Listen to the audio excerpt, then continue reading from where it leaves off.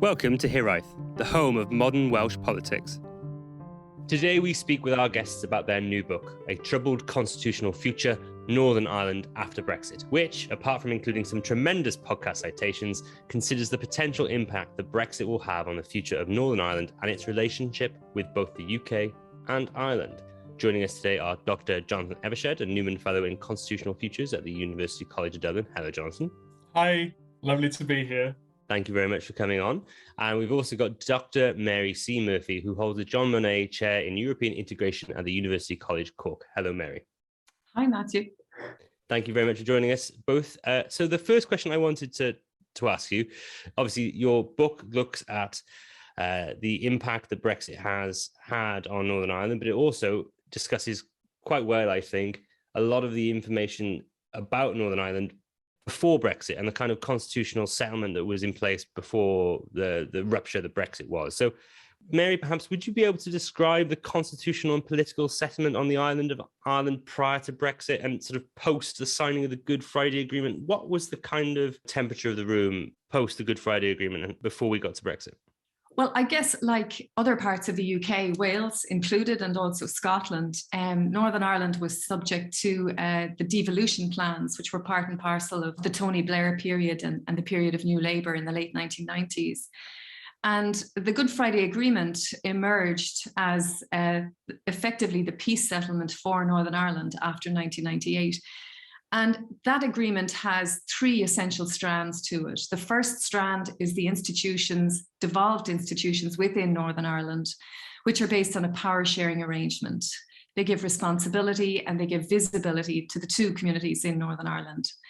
You have strand two, an equally important part of the Good Friday Belfast Agreement, and that creates a relationship between North and South on the island of Ireland and accompanying institutions which facilitate cooperation between both parts of the island. And then finally, strand three is the East-West dimension of the agreement, and that creates relations between East and West, between the Republic of Ireland and the rest of the UK and all of its constituent components. And after 1998, the agreement began to operate. It encountered sporadic periods of suspension and collapse.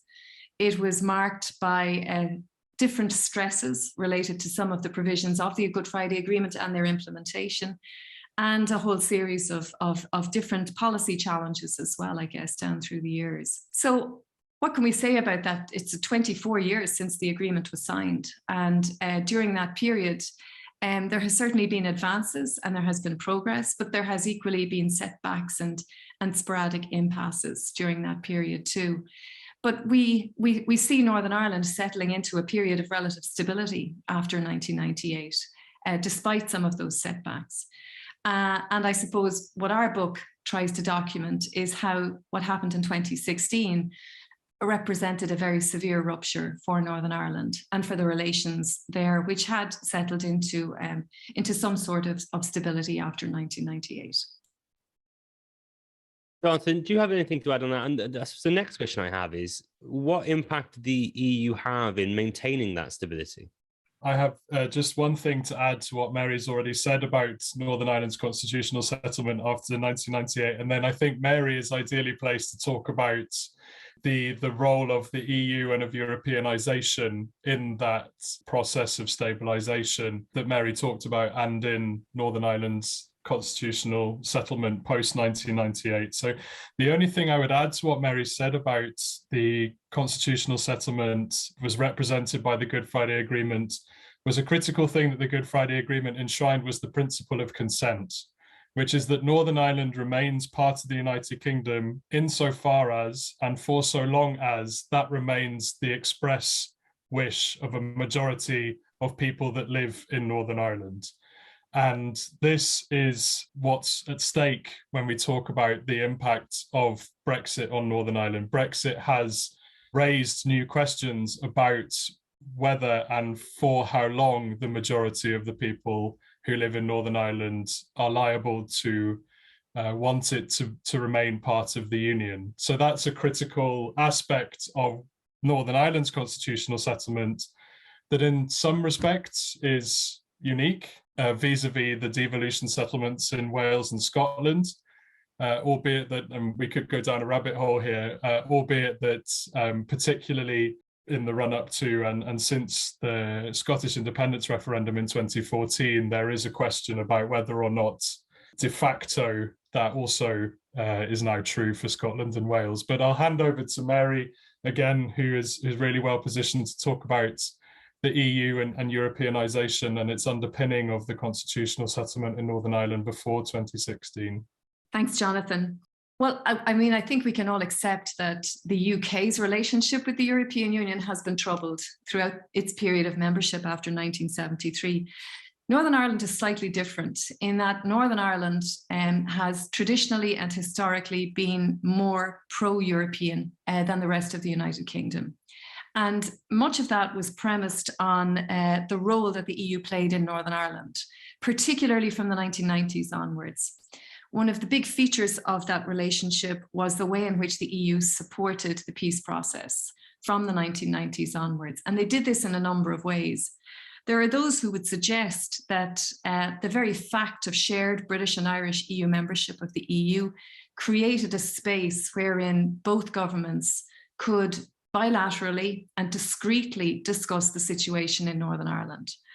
And the suggestion is that that quiet forum, well away from Dublin and Belfast, based predominantly on the margins of European Council meetings in Brussels, that forum created an arena wherein both governments could better understand each other, discuss frankly, openly and honestly with each other, and come up with different ideas and prescriptions for how the Northern Ireland conflict might be addressed.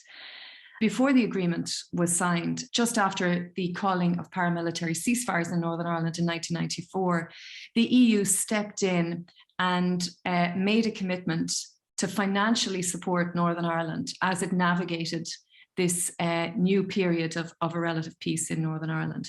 And we have had different iterations of the Peace and Reconciliation Fund financed by the EU since 1995. And that has been very important funding for Northern Ireland. It hasn't funded just typical infrastructural projects. It has more especially been important in terms of supporting community groups, local authorities, and various different social programs in Northern Ireland.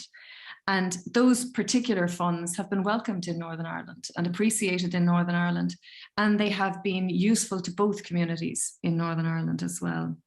What I would also say about the EU and Northern Ireland is that the EU was not a mobilising issue in Northern Ireland. People weren't exercised by EU membership in the same way that people across the rest of the United Kingdom were. So the relationship between Northern Ireland and the EU was relatively stable, pretty harmonious, and for the most part appreciated by the people of Northern Ireland. And I suppose that goes some way to explaining why Northern Ireland supported the UK remaining in the EU in 2016. Let's move to the question of the actual referendum campaign then. To what extent do you think that the potential for instability was covered during the referendum campaign? And how do you think coverage of this differed between that in Northern Ireland and that in the rest of GB? Northern Ireland was not considered.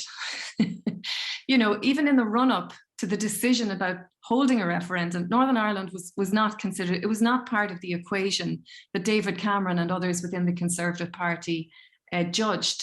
So the decision to hold a referendum was really all about the Conservative Party, first and foremost, I would suggest, and their troubled relationship with the EU and the way in which the EU issue was dividing and fragmenting that particular party and impacting negatively on their electoral situation.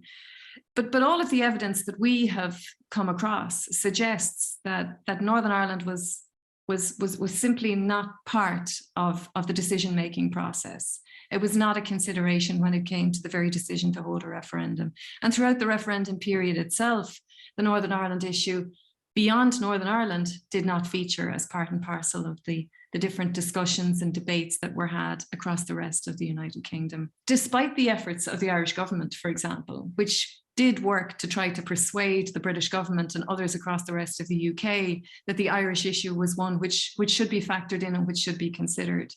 And moreover, various members of the Irish government made representations to the British government about holding a referendum on EU membership. Because in Ireland, we have had experience of referendums of this nature. So successive Irish governments have been very attuned to the difficulties of having a discussion about a very challenging and complex issue like this. But again, those warnings appear not to have been heeded by the British government. And the Northern Ireland issue really doesn't feature across the rest of the United Kingdom during the referendum campaign. So I think a critical thing here is to bear in mind that the UK government went into the referendum expecting to win it and expecting to win it quite easily. And little attention was paid to what it would mean if a differential result was returned across the 4 constituent parts of the United Kingdom, which is exactly what happened, of course. So there was no plan for what would happen in that eventuality. I think that adds to what Mary's suggesting in terms of there being very little preparation on the part of the UK government and very little awareness of what the potential consequences of this might be for the constitutional stability of the United Kingdom. In the book, we highlight that one of the very first and most influential books about Brexit, Tim Shipman's All Out War, makes almost no reference at all to Ireland. Ireland's not in the index, which is very indicative, I think, of the place that Ireland had, well, the lack of place that Ireland has in the British political imagination, full stop, but in the Conservative Party in particular's approach to Brexit and to the question of the UK's EU membership. So we've talked a lot about how it was covered in GB, but in terms of the campaign in Northern Ireland, was the potential for instability a large part of the discussion in Northern Ireland? And if so, what were the motivations for the way that each party campaigned if they knew that this is going to cause potential significant disruption to the constitutional future, which, as I'm sure everyone listening knows, is already a very difficult subject in Northern Ireland anyway? So the campaign in Northern Ireland was really pretty muted in general. And there are a couple of reasons for that. One of them is that there was an assembly election only a few weeks beforehand, which meant that everybody was very tired and resources were depleted. So the campaign didn't really pick up a head of steam, certainly not in the same way that it did in Great Britain. Those questions that motivated the referendum in Great Britain, particularly those of immigration, or particularly that of immigration, is not as salient in Northern Ireland. And what's really striking is that such campaigning as was undertaken by parties in Northern Ireland, the most prominent and significant example we have is of the DUP campaigning in quote-unquote mainland Great Britain with its Metro newspaper ads. It's £250,000 worth of Metro newspaper ads. The Metro doesn't circulate in Northern Ireland, which is really intriguing, which I think speaks to something of the lingering ambiguity within the DUP at that stage anyway, around whether or not this was actually a good idea. They didn't really go hard on the question in Northern Ireland itself, but they did contribute in ways that have obviously been subject to Electoral Commission investigations subsequently to the campaign on the mainland. There are also some interesting questions about Sinn Féin's role in the Brexit campaign. Although Sinn Féin was and remains firmly, or was pro-Remain, remains firmly anti-Brexit, the rigor and intensity of its campaign during the referendum was fairly limited. And there are some interesting questions around why that is. And there's some speculation that that might be born in part of a kind of England's difficulty is Ireland's opportunity mode of analysis, which is that, you know, if Brexit were to go ahead, it would have these destabilizing consequences for the British constitution, the territorial constitution of the UK, which might serve the interests of Irish republicanism. I'm not sure how convincing that is or how big a part that played in what was a fairly muted Remain campaigning effort on the part of Sinn Féin. But there are some interesting questions about how different analyses or lack thereof of the impact or possible impact of Brexit on the territorial constitution played into the ways that different parties in Northern Ireland undertook to campaign in that referendum. The SDLP, the second largest of the two nationalist parties, was unequivocally pro-Remain and campaigned hard on the question because it's in their blood. It is of profound ideological and emotional significance to them. Sinn Féin has a more Euro-critical history and politics. The DUP has this kind of out-and-out Eurosceptic position in the kind of conventional British Eurosceptic mould, albeit with its own kind of ethno-national flavour. Whereas the Ulster Unionist Party had on the packet, it was a pro-Remain position. How hard they went on that is an interesting question. So immediately following the vote, Mary, what was the sort of political reaction, and how soon did it become apparent that it wasn't necessarily Project Fear, Brexit was going to have a real impact on the constitutional dynamics on the island of Ireland? Well, the initial reaction was most certainly shock, and profound shock on the part of many in Northern Ireland, and certainly profound shock in the Republic of Ireland. In the Republic of Ireland, for example, Parliament was recalled within a couple of days, and a whole choreographed response followed from the Irish government in terms of press releases, meetings with opposition parties, meetings with the European Union, and the recall of Parliament itself. So there really was a profound sense of shock about the result. And then, of course, that was immediately followed by fears and concerns about how Northern Ireland might be accommodated in the context of this Brexit vote. In Northern Ireland, there was an equal sense of shock, I think, shared across the political spectrum as well. I mean, we can return to a point Jonathan made earlier about the fact that no one really expected it to be a Leave result. And I would include all political parties in Northern Ireland in that, including the DUP, who campaigned in favour of Leave. I think the Leave result vote was just as much a shock for the DUP as for any of the other political parties in Northern Ireland. It became apparent pretty quickly that the Northern Ireland issue was going to be contentious and complex. But there was some sign of hope, perhaps, when we saw the First Minister, Arlene Foster at the time, and the Deputy First Minister, Martin McGuinness of Sinn Féin, coming together to write a joint letter to the Prime Minister, Theresa May, at the time, the new Prime Minister, Theresa May, where they voiced shared concerns about the impact of Brexit on Northern Ireland, and that included the potential impact on the peace process.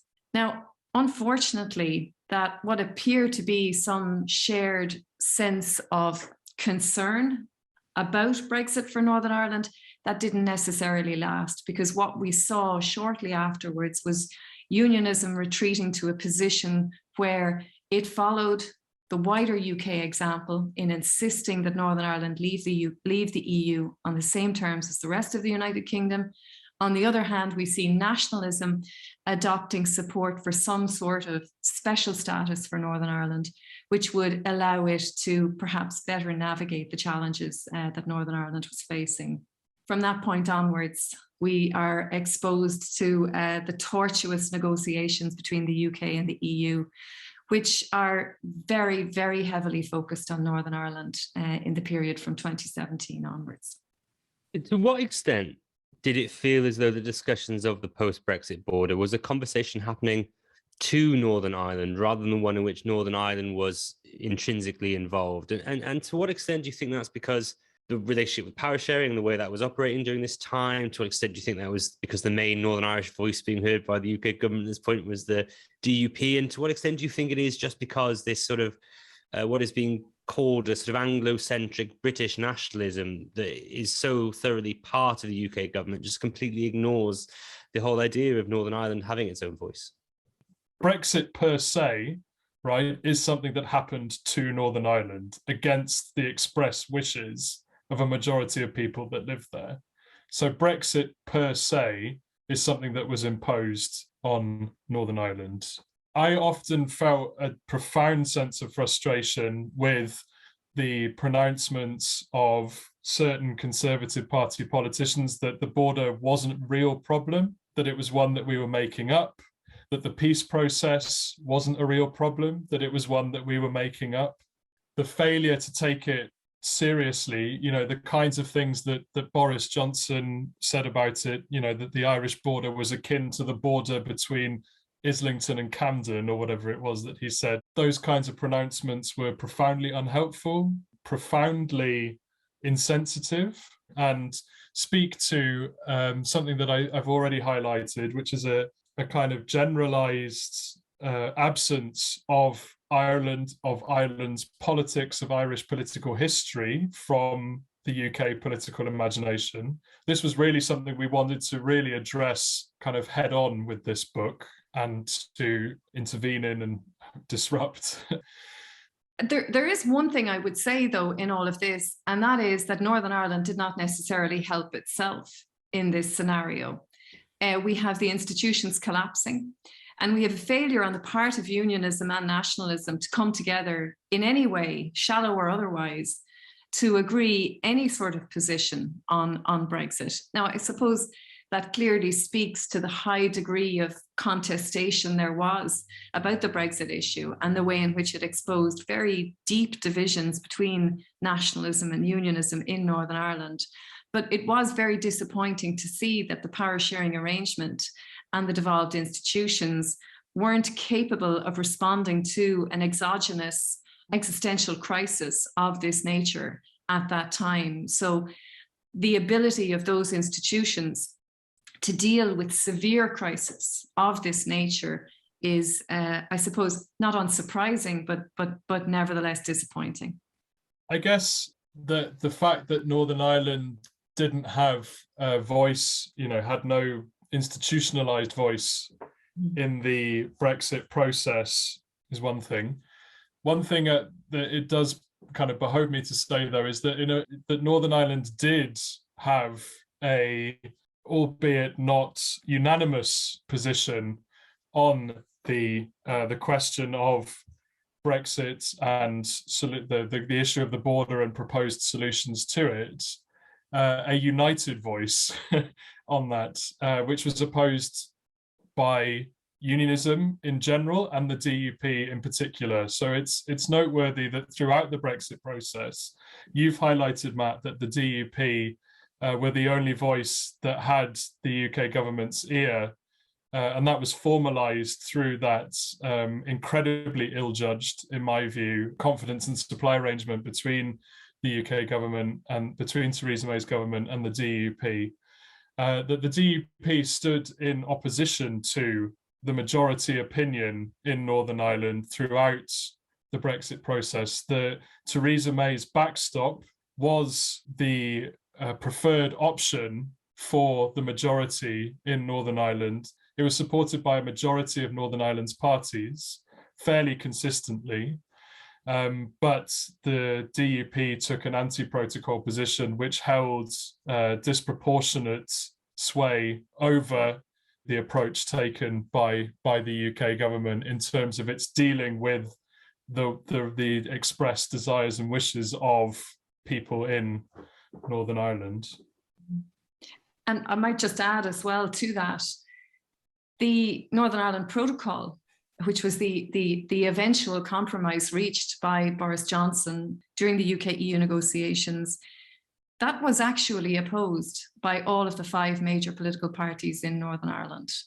Now, vehemently opposed by unionism, but forces within nationalism and within the centre ground were also opposed to the protocol. And yet the protocol became the basis for the way in which Northern Ireland would be dealt with in the context of the UK's exit from the EU. So there's been this constant disconnect between Northern Ireland and the British government throughout this period, which really has been to the detriment of Northern Ireland. And it's again something that we wanted to highlight in the book itself, that the way in which Northern Ireland has been dealt with previous to Brexit and in the period since has been very disappointing.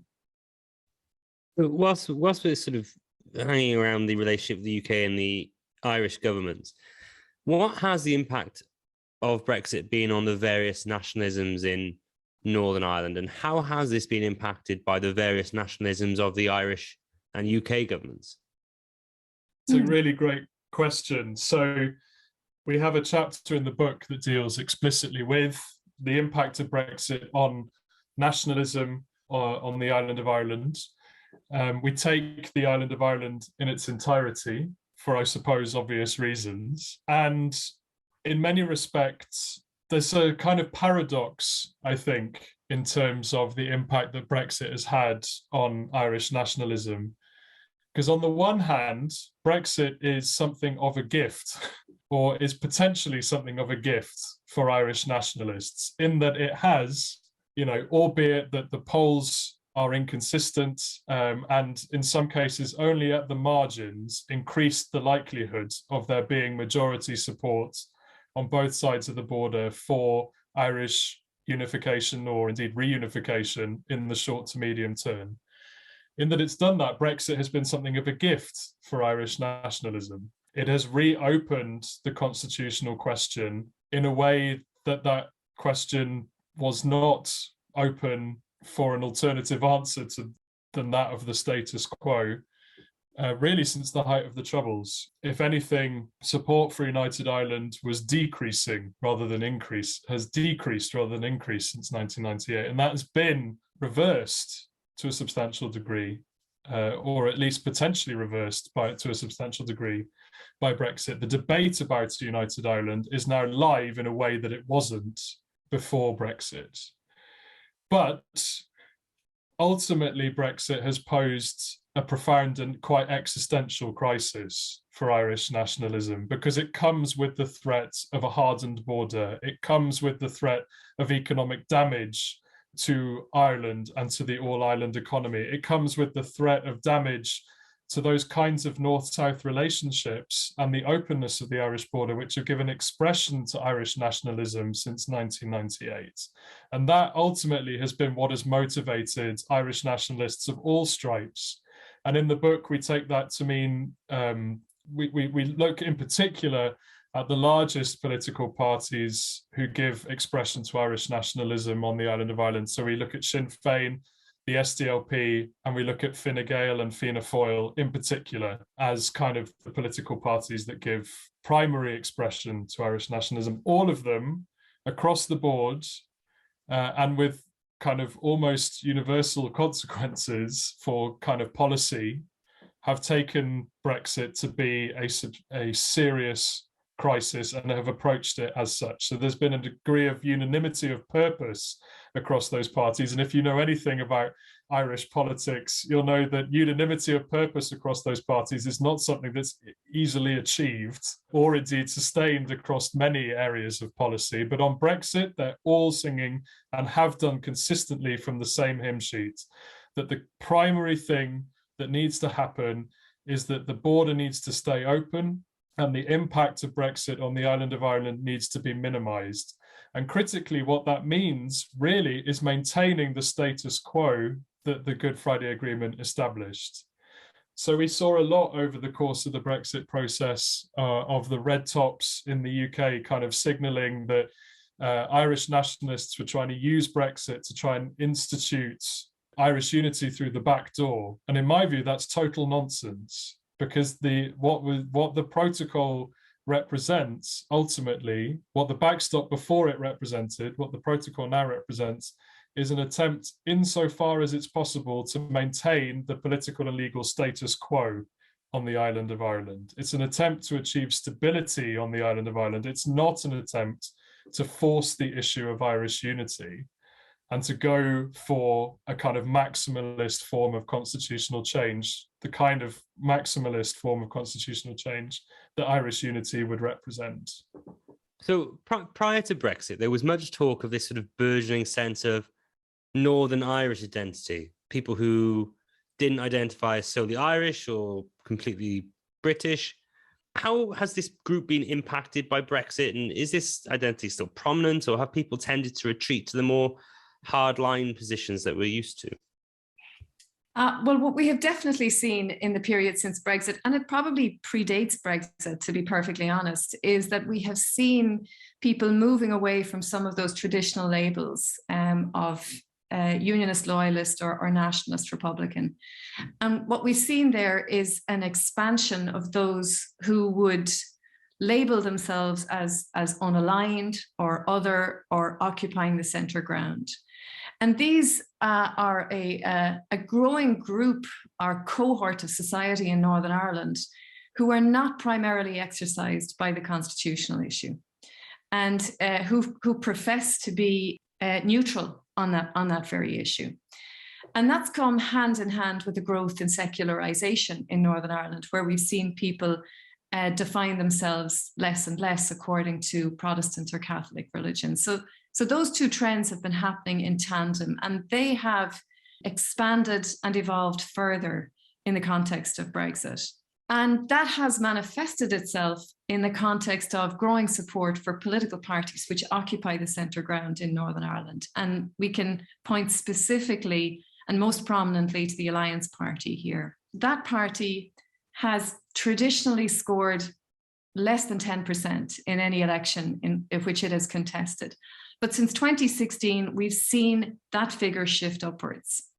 And I think myself and Jonathan would both be of the view that the upcoming Assembly election will be very significant in terms of what it tells us about the durability of that support for the centre ground in Northern Ireland.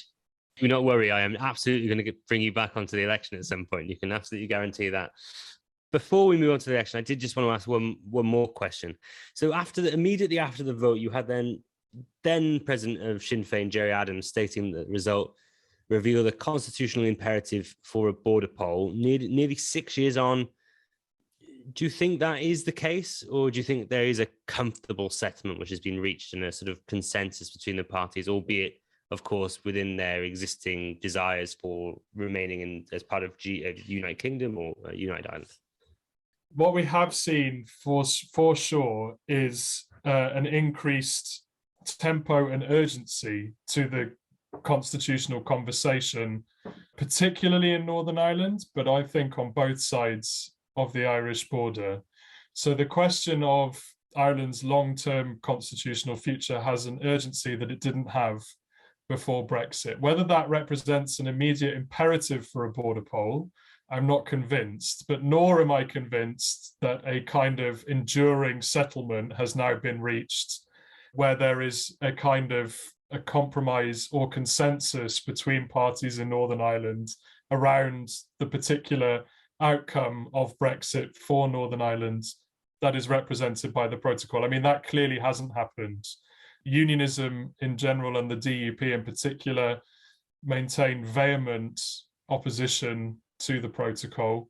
I believe that opposition is probably self-defeating in the long term. But I'm not convinced. The position that we ultimately arrive at in the book is that we're not convinced that there is an immediate imperative for the kind of advanced form of constitutional change that a border poll would potentially represent. But we do also think that some form of constitutional change is highly likely, and that we are living still in this state of uncertainty and instability and flux that could eventually resolve into one of a multitude of different constitutional configurations, but it remains to be seen how that will eventually resolve. And a united Ireland is one among the possibilities of what we've called this constitutional moment that Northern Ireland is experiencing after Brexit. I mean, Jonathan is right. There is absolutely more agitation around the Irish unity question than there was 5 years ago, even 3 years ago on the island of Ireland. Much of it is concentrated in Northern Ireland, where we've seen the emergence of civic groups which are actively proposing and pushing for a border poll. But the polling, which does show an uptick in support for United Ireland, is not so persuasive that it could be used as the basis for holding a border poll tomorrow. It just hasn't gotten to that point yet. Like Jonathan said, a border poll is not imminent, and there may be staging posts on the way to a border poll in the future where we see milder forms of administrative, political, even constitutional change and reform. But that big bang moment where we may see a border poll which delivers Irish unity in the future, I think is perhaps some way off. And even having said that, in the event of a border poll, I don't think there are any guarantees that border poll would necessarily pass. So I promised a return to this topic, and it would be remiss of me not to raise the upcoming elections to the Northern Irish Assembly.